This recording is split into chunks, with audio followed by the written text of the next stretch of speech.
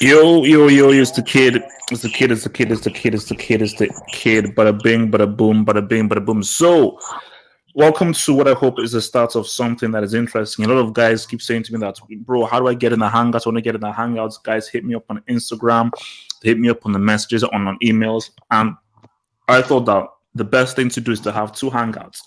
So, every Saturday is what we're going to call the Open Hangouts, which is anybody who wants to flip and join can join the flipping open hangout. And for those for more of the regulars, the regular folk, the way to obviously, the regular folk will pretty much come and do it on the Sunday. So Sunday for the regular folk, and for the other folk like that is on the other side. So this is how it's going to roll, man. I think, the first thing that we've got to deal with is this whole Man City Chelsea thing. Look, I'm going to come with my own detailed review and give more thoughts in it and everything, But you're your boy Elijah. You need to. Okay, you know what I'm going to do? I'm actually going to make this public. This may backfire, but screw it. I'm going to make this public. Let me just tweet out this. How am I doing? Let me just tweet out this thing. Okay. Join the Hangout. Open for all. Limited spaces. Okay. And I'm going to put that tweet right out right now. Okay. So let's start with this. So let's start first with Mr. Wasim. Let's start out with Mr. Wasim. So, Mr. Wasim, your thoughts on the City-Chelsea game? Did City deserve that win? Did Chelsea deserve more? Or were Chelsea a bunch of losers for not taking their chances? How do you see the game? Hey, HH, can you hear me? Yes, I can hear you. Speak. So I think that both fans on either side are overreacting. I think that both teams played a very good game. It was a very great game of football to watch. Yes, there were a lot of passing mistakes, but that's because both teams play a very heavily reliant game on passing and pressing, and so those mistakes were, to be expected. But I think both teams played very well. Mahrez scored a world-class winning goal. Chelsea, although losing the game, I think we performed well, continuing our good run of form over the past few months. And there's a lot of promise in this team. Tomori played a very solid defensive game. Abraham, despite not scoring, did well. And yeah, congratulations to Man City for the win. So you feel that overall, over the 90 minutes, City did deserve the win, that Chelsea did not deserve more from the game? I think that Man City deserved it simply because they finished two of their chances and we only finished one. Because both teams had their spells in the game of dominance, but Man City made theirs count more. So they deserve the win. Simple as that. Okay. All right. So I have this clever guy here. Zad is overrated.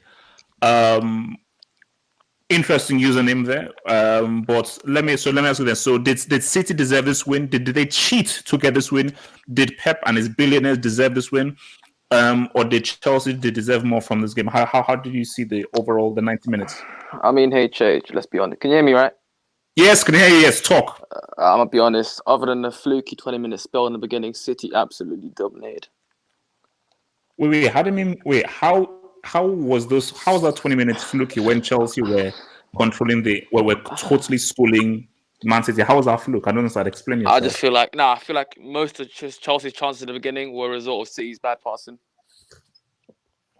But couldn't you argue that it was Chelsea's defensive setup and everything, and them keeping possession of the ball that's put City under pressure? Hence, why they were missing the passes. Yeah, but I never saw a moment where Jorginho, Kovacic, or Kante made like a through ball that just cut through City open. It was more Pulisic or Willian on the wing, just trying to terrorize the left back and right back. Okay. So in your opinion, you thought over the 90 minutes, City deserved that 2-1 win? Comfortably. 2-1 flat, Chelsea. I'm being honest. Yeah. Okay, cool. Terra Complicatos. Who deserved that win, City or Chelsea? Please kindly give me a moment. Speak, man. What is it? What the hell? You see, this thing about doing these open hangers. Whenever we do these open hangers, we have guys who have wives, side chicks, or mistresses, and I'm hearing guys cook in the kitchen or something. Sarah Complicatos, can you speak? No, he can't speak. Okay, Adage 3, thoughts. Who deserved to win the game? Man City or Chelsea? Man City deserved the win because they took their chances. But Chelsea played a brave game. They're the first team that held a Pep Guardiola squad to 46% possession. They came to the bridge, and this is the lowest possession that Pep has ever had in his managerial career. Wait, but Adage 3, I've got to let me just ask you this: Does the possession stats matter? Let me ask you this: Does the possession stats matter? To an extent, it does, because the possession they had to start the game was in the final third, but they didn't do anything with it besides the Conte goal, and Willian wasted a golden opportunity. So overall, in your view, City deserved the win. Chelsea didn't deserve anything from the game because they're wasteful. You can't say they deserve the win. Okay. Dadav. Yeah. Who deserved the win, City or Chelsea? I think City, but I don't think it will. I don't agree with it. Should have been a comfortable win. I mean, Chelsea were there for the majority of the game. Oh please, 20 minutes. No, but shut your mouth. Let's let Dadav drop his point. Dadav, finish your point. After the 2-1, it wasn't like Chelsea was completely not doing anything at all. That's what I mean. I certainly think City deserved to win. But for the most part, I mean, in this sport, deserving doesn't mean much. You know, deserving doesn't mean much in this sport. So that's my point of view. Okay, so I wanna move this over now to Mahrez now. There's always been this debate about who is the best African player. So I really want to do this in twofold with regards to the best African players right now, and how you'd rank Mahrez. Put Africa to one side. Overall, how would you actually rank Mahrez, and how? Because I believe Mahrez could be very important to the City side. Do you let me go first? Have flopped in Europe, so maybe it's a case of where someone like a Mahrez can come in and actually try and succeed where these other losers have actually failed. So I'm going to go to Wasim here. First off, where would you rank Mahrez amongst African players? Number 1, number 2, no, number 3. Where would you rank him? So I would rank him top 5 because I need a specific number. I'm gonna say number 4, behind Mane, Salah, and Aubameyang. So you're saying Salah and Aubameyang are better than Koulibaly? Oh, I'm sorry, I forgot Koulibaly. So I'm gonna say 5th then for Mahrez. 5th for Mahrez?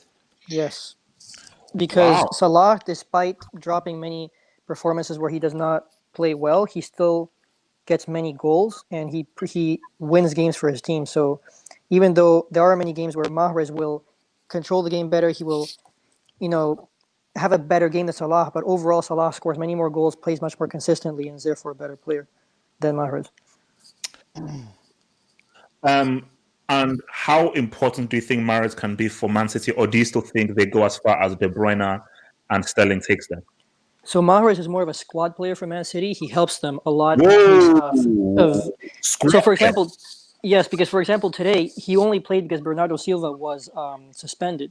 Otherwise, he would have been on the bench, and that's how most of his City career has been. He's a very important player for them because he's very important squad depth, and he can come in like games like this and score a winning goal. But overall, he's not. He's never been a starter, and I don't know if he will be in the future. So put Pep to one side. Screw Pep. For you specifically, would you put Mahrez in the starting lineup, or you'd bench him for starting Sterling and Bernardo Silva? I would bench him for Sterling and Bernardo Silva simply because he's not consistent enough. He can come in one-off games and really change the game like today, but I don't think that he has shown enough to warrant a consistent starting place. Okay. So Zad is overrated. Where would you rank Mahrez amongst African players, and how important do you think he'll be for Man City? I would say on form, probably 4th. as like without form, top 3 easily. I would say So- Mane first, Koulibaly second, him third. But on form, I'd put Aubameyang over him. Oh, so you're going to put him ahead of Salah? Why? 100%. I feel like since the Champions League final in 2018, he just dropped off massively. I feel like he's become like more of a. His technical play and his work outside the goals hasn't been nowhere near as good as the other 2 at front 3. Okay. And how important do you think he'd be for City? If you were the manager, do you start him ahead of Sterling or Bernardo Silva, or you keep him as a squad player? I start him ahead of Bernardo Silva, not Sterling. Oh, so what do you think he brings to City that Bernardo Silva hasn't brought for City over the last few years then? Okay, I think Bernardo Silva, if it's the Bernardo Silva of last year, I put him ahead of Sterling. Ahead of Mahrez. But this season, he's just dropped off. I feel like Mahrez, as soon as he's had a chance to prove himself, every single game, always had a contribution, either an assist or a goal in any game he's put on. So I feel like he's probably more of an impact sub. Okay. So Adage 3. Mahrez, where do you rank him amongst African players? Would you start him ahead of Bernardo Silva? First, let me say that I'm a Liverpool fan, and Mane is my favorite player, but I could be objective. Mahrez is the best African player right now. Salah, then Mane, then Aubameyang, then Koulibaly. You have to give an honorable mention to Partey too. Yes. Unsung hero, yes. So Pep has to unleash Mahrez because he didn't have the greatest season last year, and he was in and out of the lineup.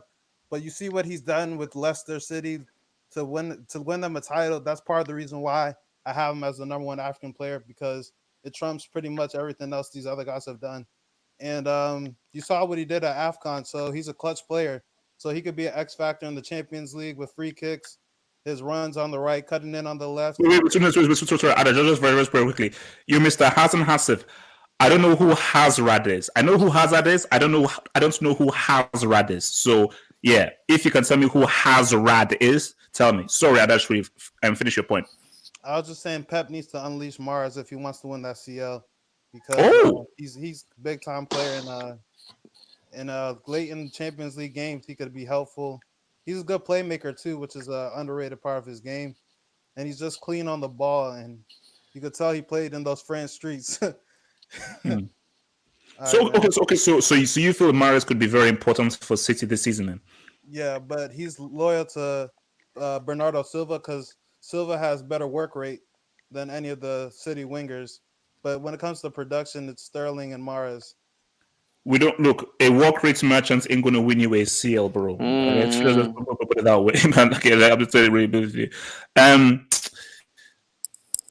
Dadav. Where do you rank Mahrez amongst African players? Would you start him ahead of Bernardo Silva? Okay. I'd rank him second. I'd rank with Mane first, him second, Salah third, Koulibaly fourth, and then fifth, Aubameyang. Now, so where do you rank Mahrez again? I missed that. Where do you rank Mahrez again? Second. Second. Okay. Yeah. So what's second behind Mane? Yes. Okay. And ahead of Bernardo Silva, I still think Bernardo Silva should play. I think he should be ahead of Sterling. Oh! Whoa! Wait, excuse me? Here's the thing. I think Sterling is extremely crucial. However, I think very crucial. Mahrez, the guy's goal contributions for the last 2 seasons. The hell? No, they've been extremely well. But I think Mahrez has a higher footballing IQ. Doesn't bring you goals though. Yep. No. But Dadav, like say, okay. So just picture it right now.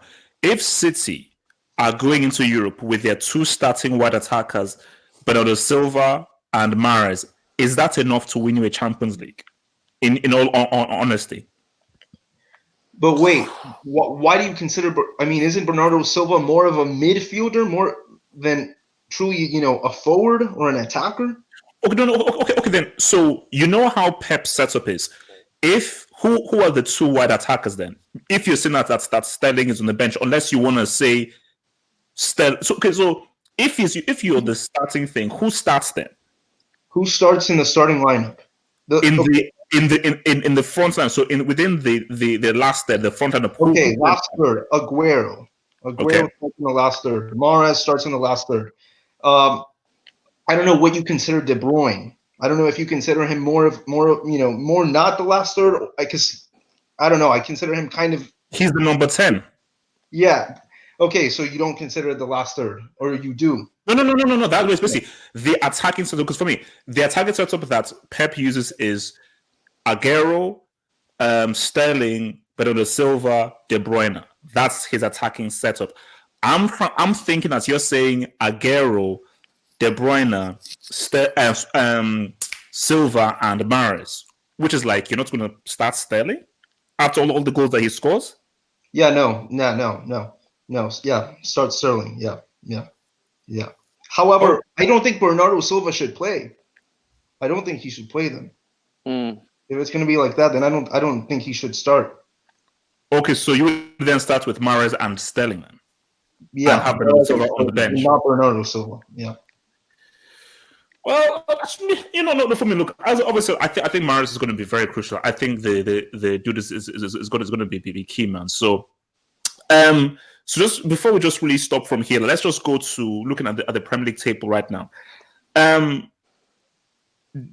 Liverpool winning. It's still early. It's still very early. What is your gut? Because I know what my gut feeling is, and I'm the only person with this gut feeling. I picked City before the season started, and I'm sticking with City. Although I really felt Liverpool would drop points. So I'm going to come first with Wasim right now. Is it done? Is the title race done? Or do you feel that City will catch up to Man City eventually? Or are we disrespecting Leicester City? Wasim?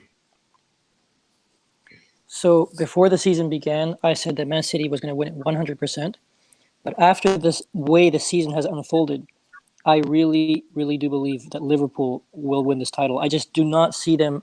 I don't see any way that they're going to drop enough points to actually lose this title, because it's November, almost December, and they're 9 points clear, and they're just a machine. I mean, they keep winning game after game, and I don't see them losing those 9 points. Wasim, let me throw a few arguments at you. 9 points isn't that. It seems it's not that big a gap. If Liverpool draw twice and everyone keeps on winning, that gets dropped down to maybe 4 or 5 points. Remember, December is a huge fixture congestion with many matches coming through. Remember, we've not even yet reached halfway through the season. We've not even reached halfway through the season. I think around about halfway or somewhere, Liverpool were like 7 points ahead last season. So don't you think that there's enough time for City to catch up and for Liverpool to drop points from now till, let's say, January, February? So you say that from now till January, February, Liverpool will win all their games? Not necessarily, but the thing is this. So last season, the biggest point gap that there was like the furthest that Liverpool was ahead was 7 points. It's already 9 points right now. Not only that, but what you're describing about the potential obstacles in Liverpool's way, all those same obstacles will apply to Man City.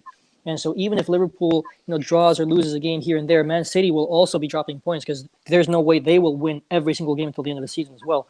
So again, I definitely can, there is a small percentage of a possibility that Man City can do it. Of course, you can never count Pep Guardiola out. But Liverpool's point gap is just too big, and I just can't see a situation where they would bottle a 9 point lead, especially with the mentality and the machine that they're building right now. All right, that is overrated. Do you see Liverpool bottling the league, or is it over? They're champions elect. I think City will still win it.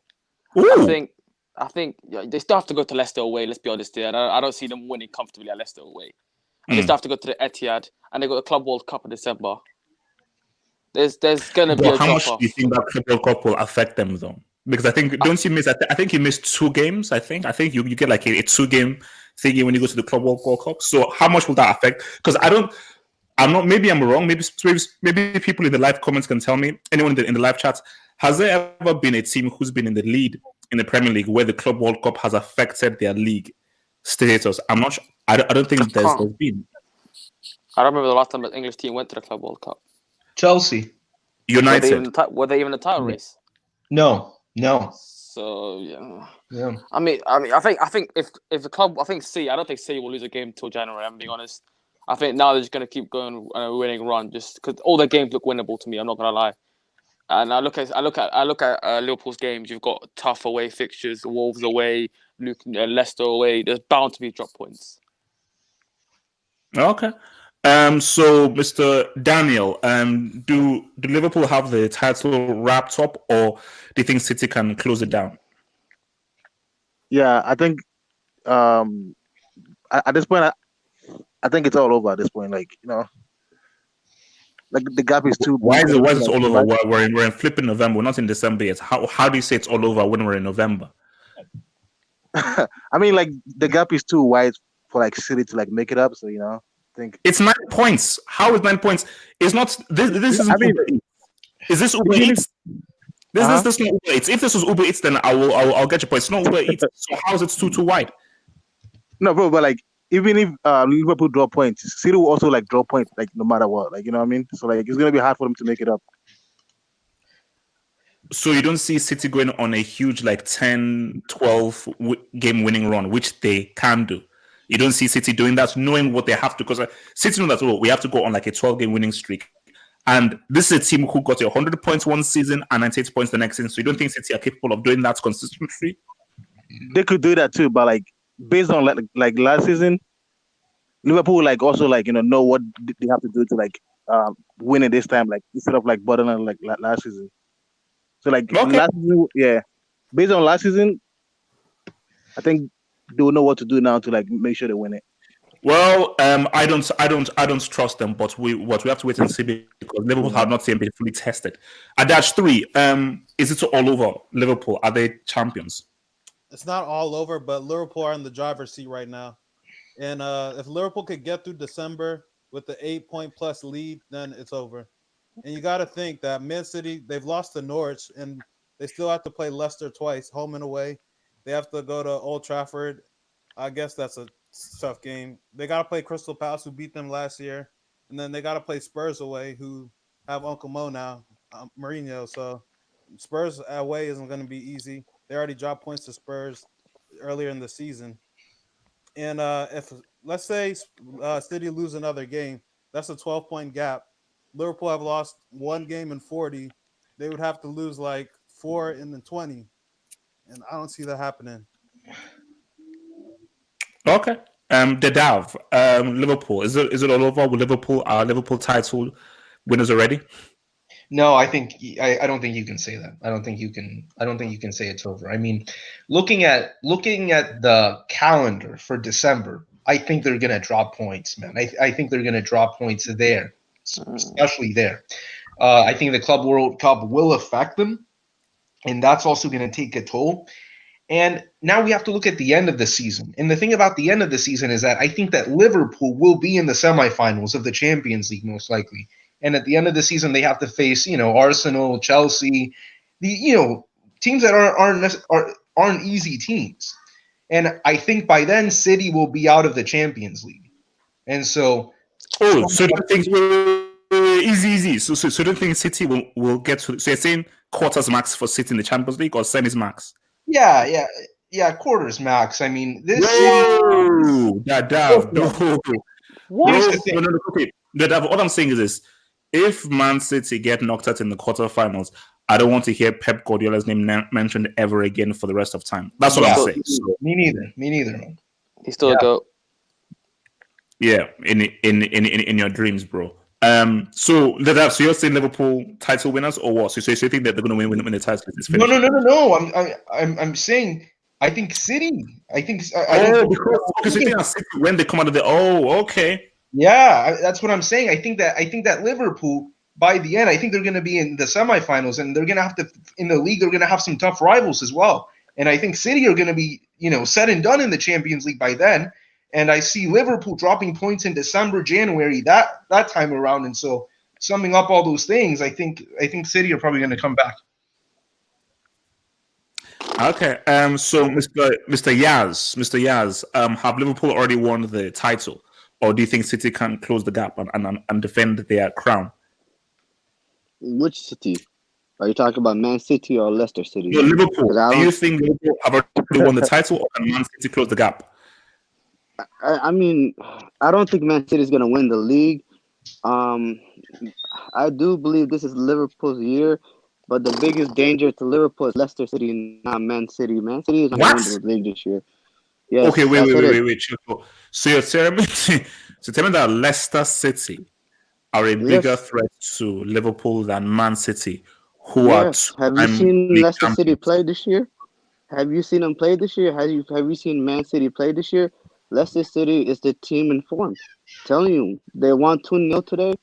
I mean, Man City cannot Against defend this Brighton, year. against Brighton, bro, against Brighton. I mean, Man City lost to Norwich. What are you telling me? And It's still I mean, it's I mean, it's, still Brighton. No, because what I'm saying is no. People can't be reactionary. People cannot be reactionary because yes, Leicester City are in form. Yes, they're in form. Many teams are in form, but you're dealing with a team who won the league by 100 points one season and 98 points the next season, and I think it's very reactionary and very narrow-minded to just assume that City are no longer a threat and Leicester City are the real threat. Because if Leicester City remember, are the team that Liverpool have to contend with, then it's a wrap. Because I don't believe Leicester City can go on the kind of run that Liverpool can. City can, that's what because people. we still That's have what points that people. they made. That's what people said about Leicester when they won the league, though. I mean, you just gotta remember. Yes, let I me ask you mean, this. don't. Okay, yes, let me ask you this. Because Leicester City won that league by what, 70-something points or something? Do you think Leicester City can get 90 points plus? This This team is a better team. This team is a better team than the league. The team that won the league. Yes. Facts. This team, this Leicester City team is a better team that Wait, won the league. Yeah. So this team Technically. that doesn't have Kante or Mahrez is a better team. Mm-hmm. Yes, Yeah, I mean this is I a more agree. I balanced agree with that. team. This is a more balanced team. It's a Yeah, I fact. agree. They have So Ndidi, they have Tillemans, they have what you call it, Ayoze Perez that's bowling. They have what you call it, James Madison. They have like Vardy that's scoring like no tomorrow. They have a complete back line. They have Ben Chilwell. I mean, this team is a lot better than the team that won the This league. dude said Ben Chilwell. All right, okay, look. Yes, Ben Chilwell is one of the best left backs in the Premier League. Look. That's your opinion. It's your view. This is open hangout. It's an open hangout. It's your free to have your views and everything. Shout out to your boy Ben Chilwell, man. Shout out. Okay. Chilwell's good. Okay. I wanna go to Spain right now, man. Hazard. Now, before you people start cracking any kinds of jokes about the guy and everything, this is my thing. I watched the Real Madrid game, and Zad is coming. He's not there yet, but Zad is coming, and I think Zad is slowly trying to remind people that he is top three. This guy's. I told you, I'm a dribbling merchant. If you can dribble well, you're potentially to be tier one. Chichi for guys as well. But my thing about this is that, and I've said this many times, Zad can't do it on his own. He cannot do it on his own. He needs help. So I don't even want to. This conversation is not really about Zad. It's not really about that. It's about Bale. If you are Zidane, based on the Wales, Gulf, Madrid in that order flag that he put out there that he co-signed and everything, how fans have said he's disrespected the club. The fact that Bale is a better option than Rodrigo, Vinicius, Lucas Vazquez, and so forth. Asensio is injured.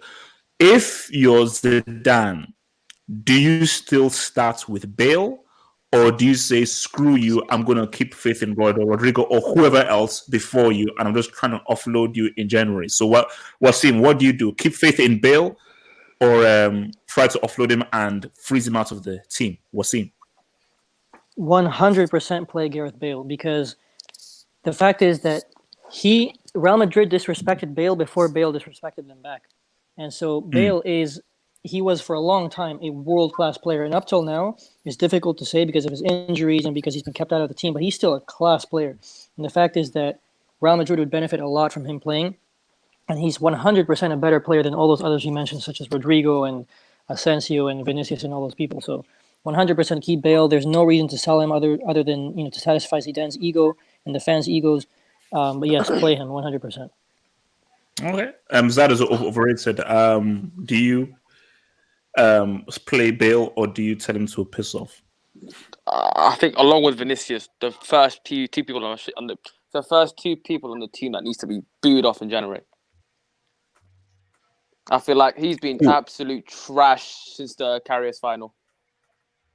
I agree. Seriously, say Bale has been trash. Trash. I've never seen someone put as less effort in a game as him. I mean, I watch his games. I think to myself, he has to do something in the game, doesn't he? This is the Bale of. Okay, did you watch the game tonight against tonight? No, but I've watched every other game. Because look, I mean, again, like there have been some games where he's played badly, but for instance, the games that he's played badly, the team's been trash. Like the Clasico last season, the entire Real Madrid team were complete crap. So I'm like, okay, I can't just single out one guy being bad when the whole team was bad. But for an £85 million player, he's the one you should be looking to when you're playing. Okay, then let me ask you this then: for who Real Madrid have now, you're saying that even now you would still play Rodrigo and Lucas Vazquez ahead of Bale? I mean, if you want work rate, and that's what I want, I'd probably put him ahead of Bale. Because Bale, he'll shop 15 minutes. So you're a work rate merchant. Yes. 110% a work rate merchant. Okay. Adage 3, what do you do with Bale? Sell him, keep him, what? As long as Bale's healthy, you have to play him. I mean, still a baller, but until you can find an adequate replacement, you have to play him. But you should still look for someone else in January. But I don't know who that is right now. And by the way, you have to put some respect on Benzema.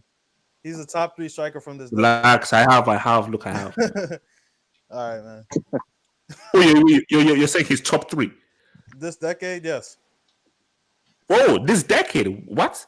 Yeah. Wait. This decade includes Shevchenko, I believe, and Drogba, and Henry. This decade, 2010 to 2019. Okay, that's no, Chef. So it's like Lewandowski, Suarez. Then... So Drogba's in there. Do you put Henry? No, I think really Henry sort of. Henry was in MLS. Yeah, he was in MLS. So, but Drogba was in there, and 2012 Drogba, what's up? 2012 Drogba, what's up? Okay, does Benzema have a 2012 CL final? I'm not sure. 2018. Hey, chill. Okay. So Daniel Mokina, Bale, what do you do with Bale if you're Real Madrid? Bro, I would let him go, man. Like, there's no point of keeping him because, like, he clearly doesn't want to be there. You know what I mean? Like, yeah, I'll let him go. But what if he can actually bring things to the team? What if he can actually bring some quality to the team? You'd still allow him to go? Yeah, because like I don't think he's happy like staying there. You know. So like, wait. But in fairness, you say he's not happy. In fairness, and that's the point that Wasim has said. He has been mistreated. Benched for the Champions League final 2 seasons ago, hardly played, hardly been shown the kind of love that people would say he deserves based on what he did in the 2018 final. And thing is, so do you think that the Madrid fans and Zidane need to show him more love, or no? Yeah, maybe, yeah, but I think at this point it's probably like too late for that to happen. So maybe Bale has made up his mind already to like leave. So I don't know. Well, look, Bale is confused because at one point he says he wants to play golf. At one point he says he doesn't want to quit. So look, the guy just confused too. Yeah, what the guy wants. Let's just be clear with what you. One time you want to leave, you want to say you want to stay. Come on. Yeah. Dadav, Bale, what would you do with Bale? Okay, I would start Rodrigo ahead of Bale. However, in my opinion, Bale is like the 12th player. Like, he's the first change. If you're going to make a substitution, he's the first guy you should sub in. Because what if he doesn't want to be a sub? Yeah, no, it's rough. But here's the thing, have hope. If you remember in the 2018 Champions League final, he was subbed in and he scored the goal. He didn't start that game. He was subbed in. So I think Bale, I think he works really well. And here's the thing. Vinicius is a Class C brick. Lucas Vazquez, another brick. And so out of the wingers that are in the team, you have to keep Bale. So you'd actually opt to keeping Bale then? Yeah, he wouldn't. I don't think he would start, but I keep him. And I mean, obviously, here's the thing.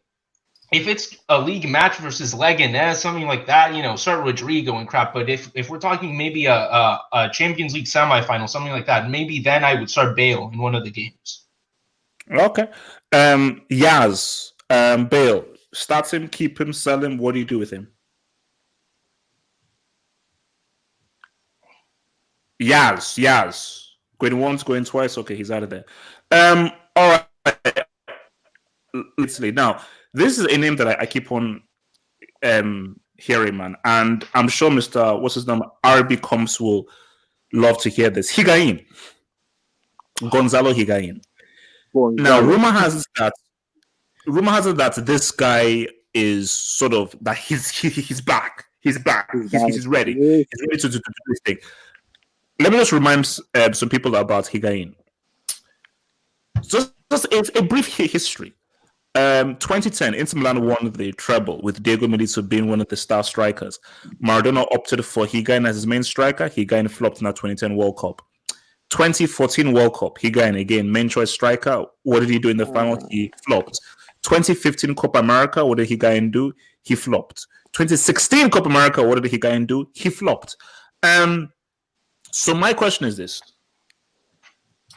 do you truly believe Higuain is the man that Juventus should be looking to in order for them to win that seal? Do you trust Higuain in a semi-final, in a final, or in a big, massive European game? Wasim?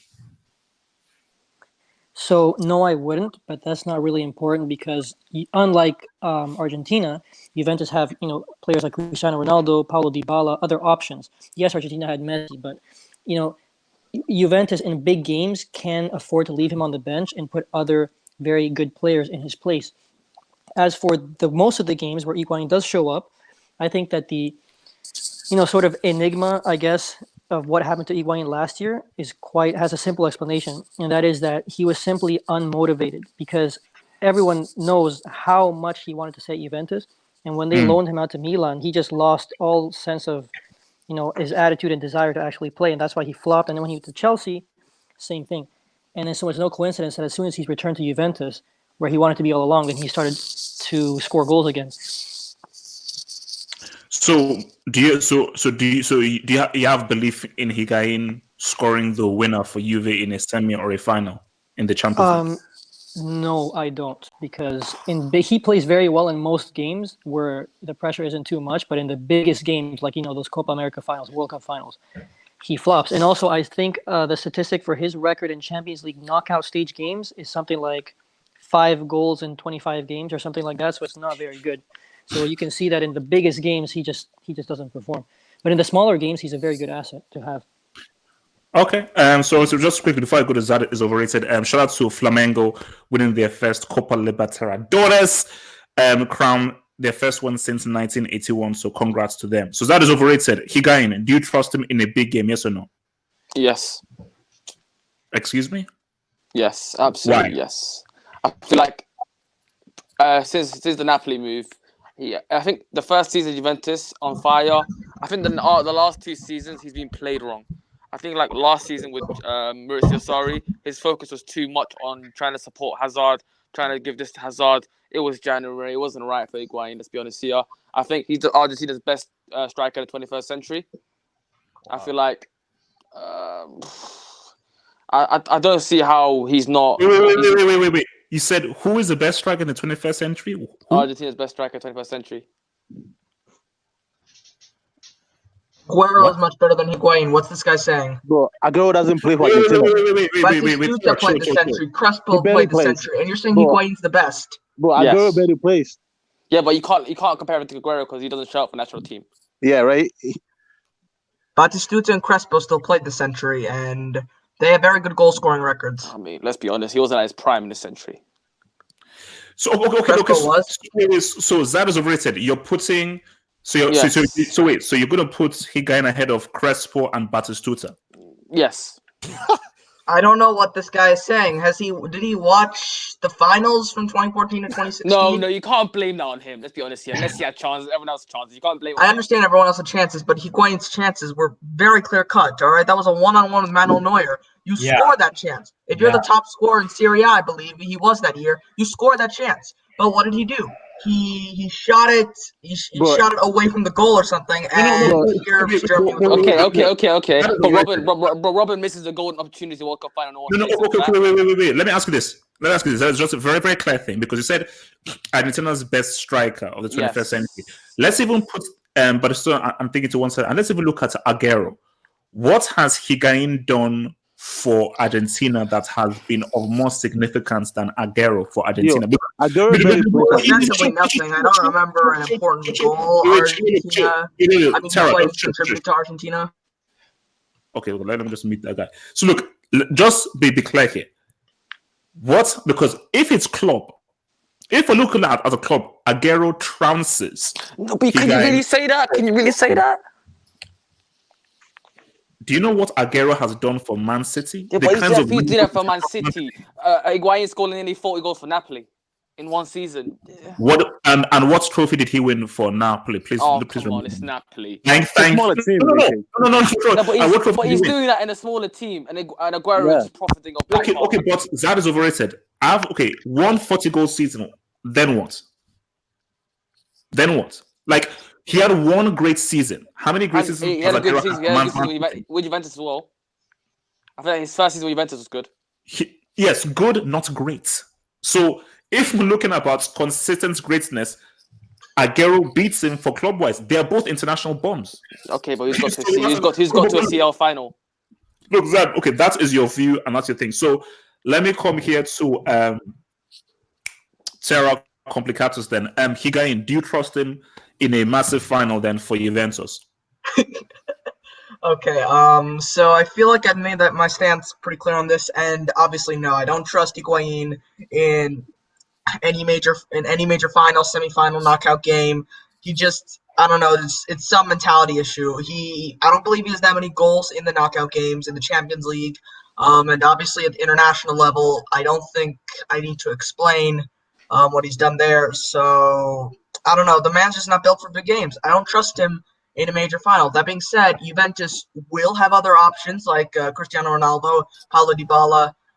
They will Mario Mandzukic. They will have those other options, but but I will never trust Higuain with scoring an important goal. I just wouldn't. Wow. Okay. Wow. So listen, before I go to Adashi, let me just hit this super chat right here. Thank you very much for the super chat, Mr. Name No. He says Gonzalo Higuain cost Argentina a World Cup. You know, I'm not going to put that squarely on Higuain. I'm going to say that Argentina cost Argentina a World Cup, and I mean the players themselves specifically. Sabella gave them the perfect platform to perform, and yes, Higuain may have missed a few chances. Messi also missed a few chances. Yeah, I know. That's sacrilege. I'm not supposed to say that, but yeah, Messi missed some very good chances in that final as well. Yes, he did. I remember. But he was still named player of the tournament. Cool. Adage 3. Do you trust Higuain for Juventus, or do you think he's a loser? No, I mean Higuain has come up small so many different times. 2014 in on goal against Germany, missed it wide. 2015 against Chile, open goal in the 90th minute. He missed it wide. He missed a penalty in the shootout. He blew it over the bar.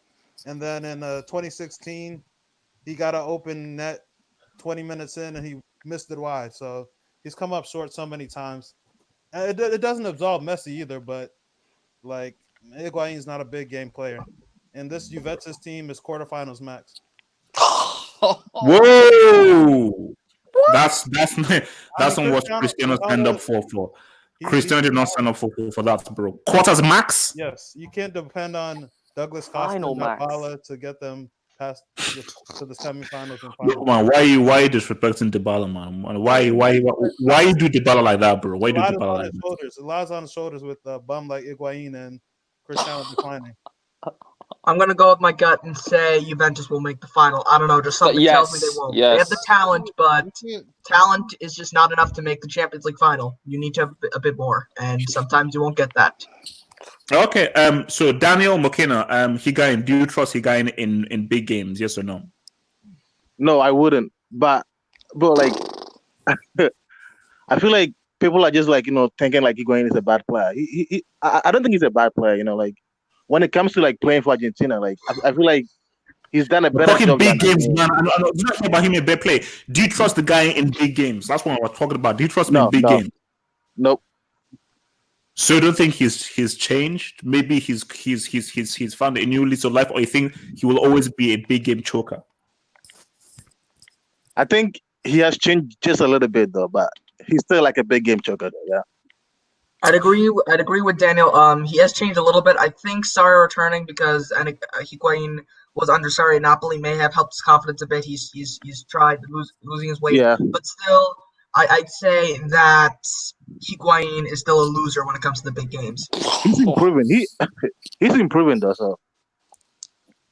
How old is he? He's not very young, so if he's improving now, I don't really see much use, especially when considering Juventus' attacking options and Argentina's attacking options. Okay, so wait, let me bring it. So Jean the Ivorian, Higuain, do you trust him in big games? Can Juve rely on him in a semi or a final, or do you think he will always be a flop? Jean the Ivorian, going once, going twice. Okay, you're out of there, man. Okay, let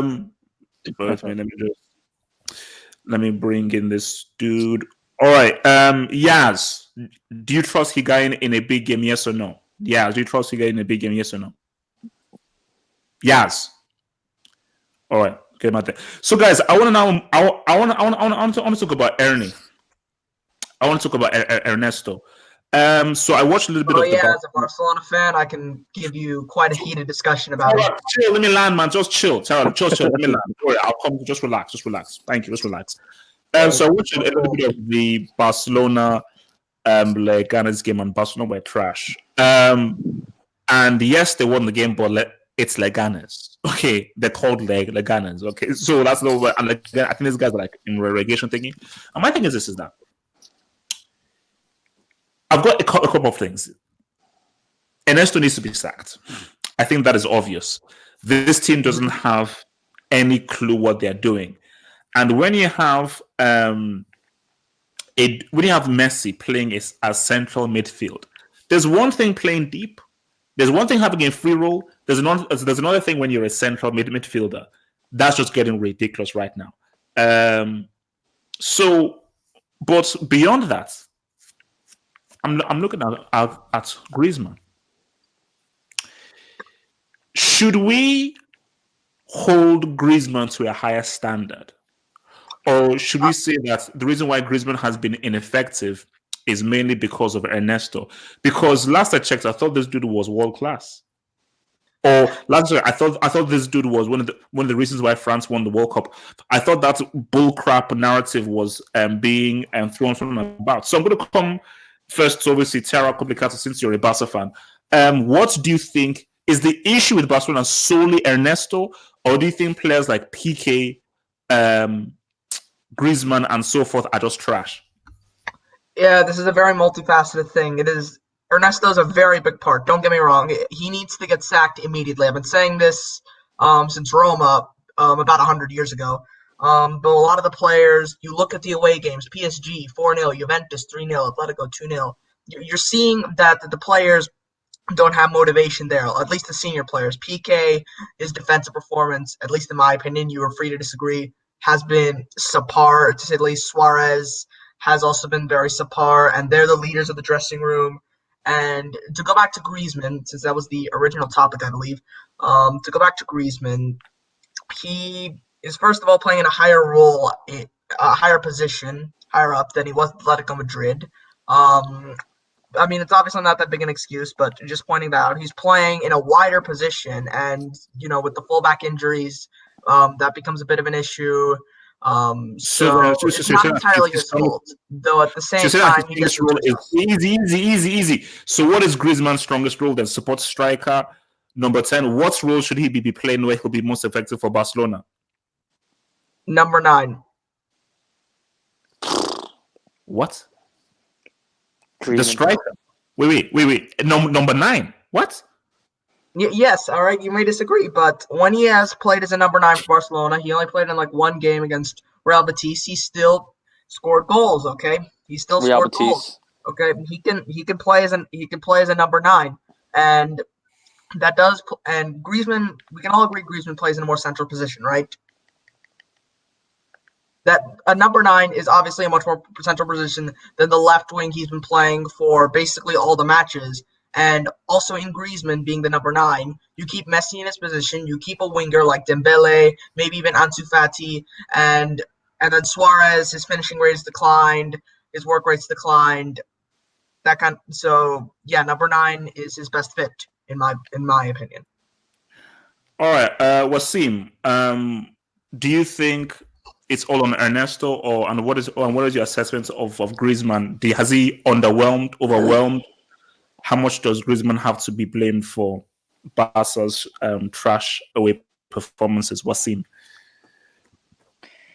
So I think for a long time I defended Ernesto Valverde. I believe that he got too much criticism, and because I do think that he actually did a lot for the team in order to improve them defensively. However, as time has gone on, it's become clear that he's simply not getting the best out of the players. I mean, Barcelona has a very good team, despite it being a declined squad from a few years ago, which is one reason why I did not blame Ernesto Valverde for all of Barca's problems, because it's clear that their squad has declined. However, the players they have are still very good, and they should be putting up better performances. And it's been a long time now that Valverde is simply not getting the best out of these players. And so I do think that he needs to be removed and replaced with someone who can do better with the squad at his disposal.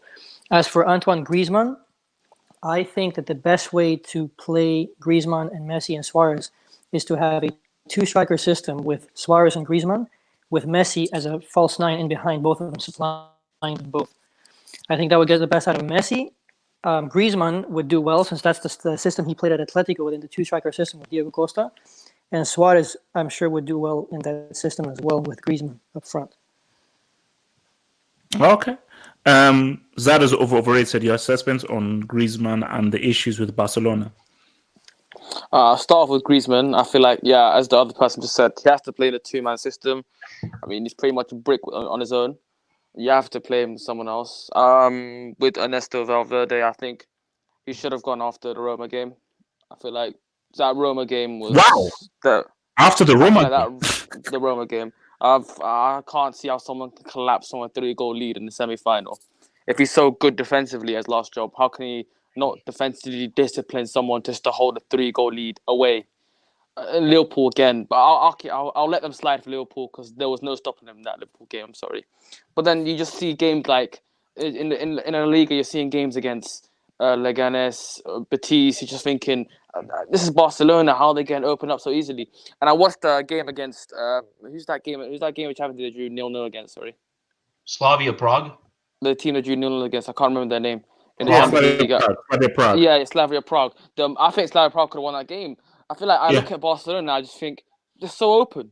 This is not the Barcelona. I think even Barcelona of 3 years ago, they were never this open. I'm thinking it's a mess. I feel like the way it's going is gone by Christmas. Wow. Okay. Daniel, thoughts on the issues with Barcelona? How did they solve it, and your assessment on Griezmann?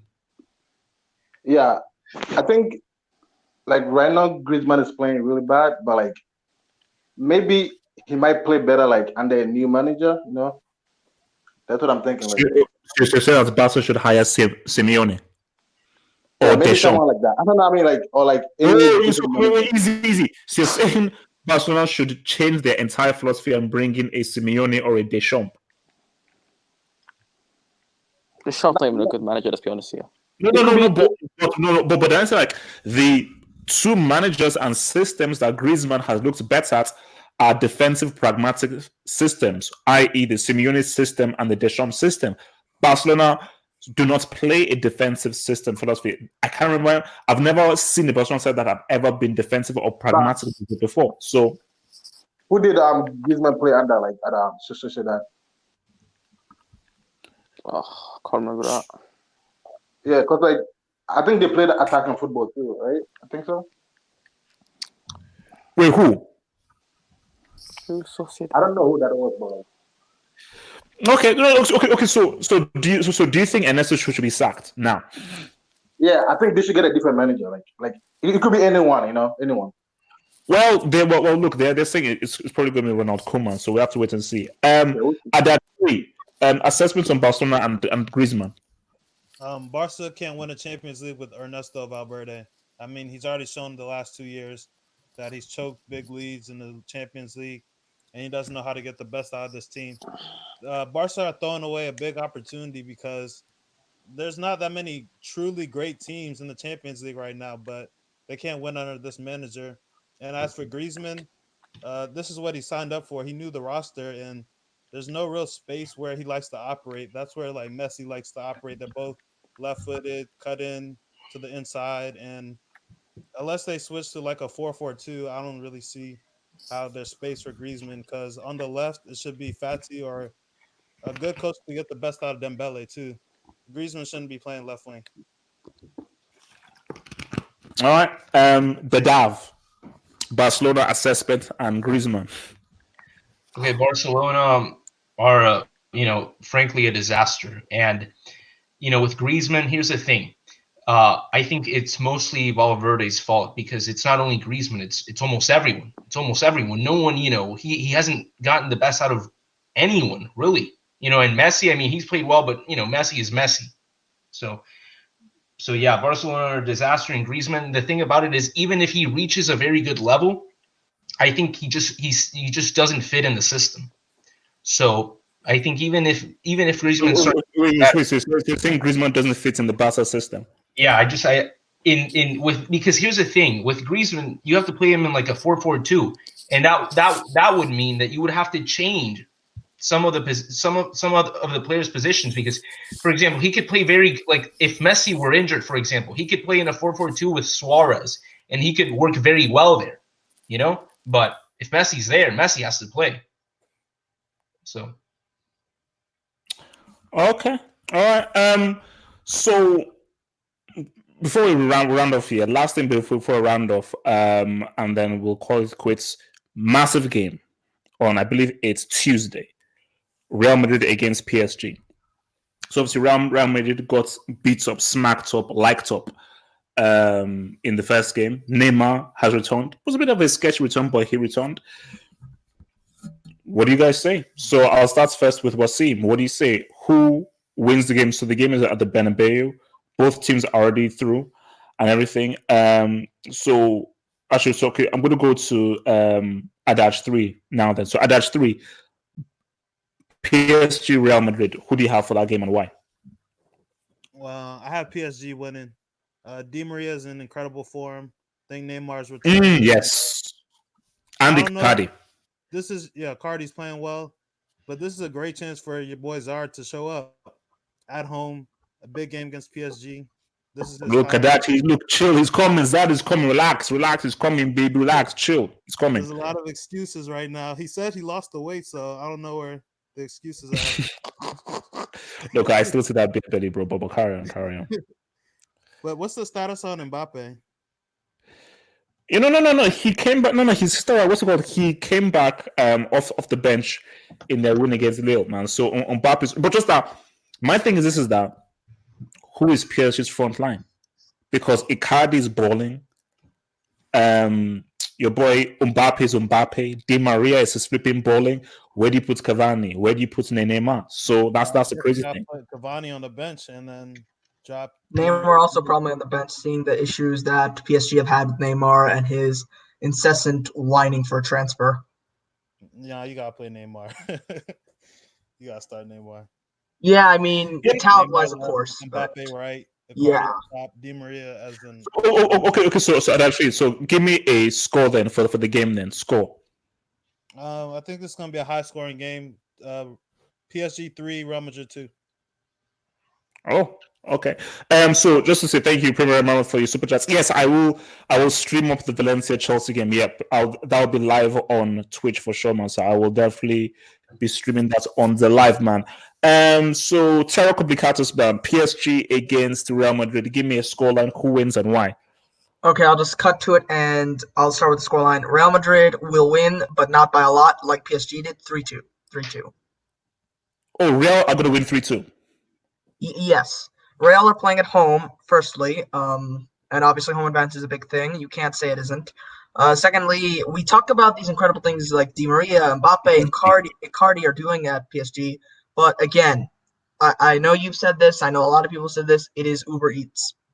It's the Uber Eats League. Okay, this is the Champions League, and you saw the way Real Madrid performed in the Champions League. You saw the way they performed against Galatasaray. They can do it. I feel like they'll step up in this match. So I'm going to go 3-2. It will not be comfortable for Real Madrid in any way, but I do believe that they will fight and get the victory. All right. Zada's overrated. What's your prediction for the game?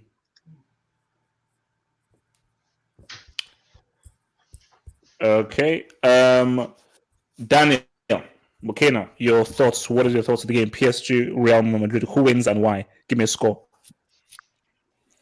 I think it will be 3-1 to Madrid. 3-1. Yeah, 3-1. Why are you Because, disrespecting PSG? Nah, just because they're playing at home, and then 2, they will be thinking about like the first game that they lost to PSG. Yeah, because Real Madrid. Don't you know the Bernabeu is like Barcelona's new home ground. Bernabeu, they are crap at the Bernabeu, so that's an advantage. Yeah, it's Bernabeu in the Champions League though, not in La Liga, in the Champions League, which is okay. That was with Cristiano, by the way, but we'll carry on. yeah. So yeah, they're playing at home, and then 2, they lost the first game, so like they will try like their best to like actually win this game just to get a revenge. Okay, all right. Wasim, thoughts? Who wins the game and why? Real Madrid again. I'm gonna say 3-1 to PSG. PSG in the Champions League group stages always are unstoppable. Yes, because in the group stages of the Champions League, PSG consistently play very, very well. They're almost unstoppable. And as we've seen with Real Madrid this season, they're simply not that good of a team. And so I don't expect them to put up much of a fight, and PSG will, with their fully fit squad again, they'll be able to steamroll Real Madrid in this game. Okay. So wait, Dadav, did I actually get your scoreline prediction, Dadav? No. I'll go ahead. I'll go ahead with mine. Okay, go for it. So round it off. All right. I see Madrid winning 3-1. Why? Because one, here's the thing. Madrid, they've had their unfortunate history in the Bernabeu. However, I will never think do I think that PSG are going to win at the Bernabeu, the Camp Nou, ever. I don't think they're going to do it.